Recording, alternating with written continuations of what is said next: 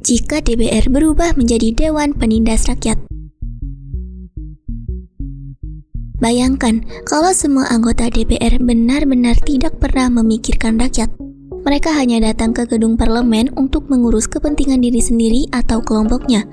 Undang-undang yang mereka buat bukan untuk memudahkan hidup masyarakat, tapi untuk memperlancar bisnis orang-orang tertentu, atau untuk menjaga posisi dan kekuasaan mereka. Di ruang rapat, waktu habis untuk membicarakan siapa dapat keuntungan apa, siapa dapat proyek apa, bukan bagaimana menurunkan harga kebutuhan pokok, memperbaiki pendidikan, atau memastikan layanan kesehatan terjangkau. Yang seharusnya menjadi ruang memperjuangkan suara rakyat, justru berubah menjadi tempat transaksi kepentingan. Akibatnya, kehidupan rakyat makin berat. Harga pangan naik, tapi tidak ada kebijakan yang benar-benar membantu.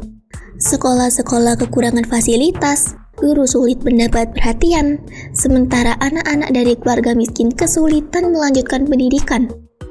Di rumah sakit, banyak orang yang menunda berobat karena biaya tidak sanggup dibayar. Keadaan itu makin parah karena hukum ikut dipermainkan.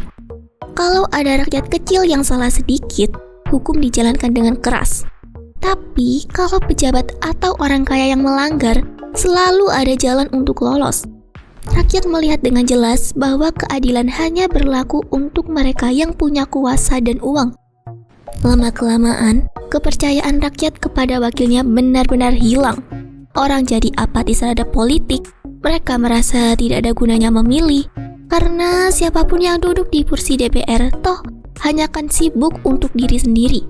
Demokrasi kehilangan makna karena rakyat tidak terasa terwakili. Situasi seperti ini tentu berbahaya. Ketidakadilan yang dibiarkan terus-menerus bisa membuat masyarakat kehilangan kesabaran. Bukan hanya berdampak pada ekonomi, tapi juga pada keamanan dan stabilitas negara. Negeri yang seharusnya bisa maju karena punya banyak sumber daya, justru terhambat karena wakil rakyat tidak pernah memikirkan rakyat yang mereka wakili. Namun, perubahan selalu mungkin terjadi. Untuk keluar dari situasi itu, dibutuhkan sebuah peta yang jelas dan langkah konkret agar bangsa ini benar-benar kembali menjadi rumah milik rakyat. Langkah-langkah itu bisa mencakup 1. Musyawarah Kenegarawanan Nasional oleh 4 pilar negara, meliputi kaum intelektual, kaum agama, kaum TNI atau Polri, dan kaum budaya sebagai ruang persatuan visi bangsa untuk membuat desain struktur ketatanegaraan yang baru. Yang kedua, membuat draft amandemen kelima UUD 1945 untuk mengembalikan kedaulatan ke tangan rakyat. Yang ketiga, Majelis Permusyawaratan Rakyat Sementara atau MPRS untuk mengawal transisi dan mengesahkan amandemen kelima UUD 1945. Yang keempat, pemisahan tegas negara dan pemerintah agar negara tak ikut runtuh bersama rezim. Yang kelima, pemaknaan ulang Pancasila sebagai pedoman operasional bukan slogan. Yang keenam, pembubaran partai politik yang tidak mendidik rakyat.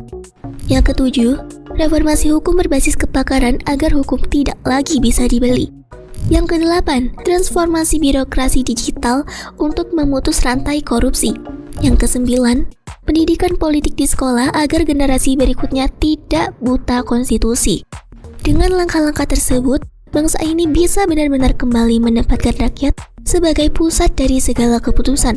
Perubahan memang tidak mudah, tetapi dengan peta jalan yang jelas, cita-cita menjadikan negara sebagai rumah milik rakyat bukanlah hal yang mustahil.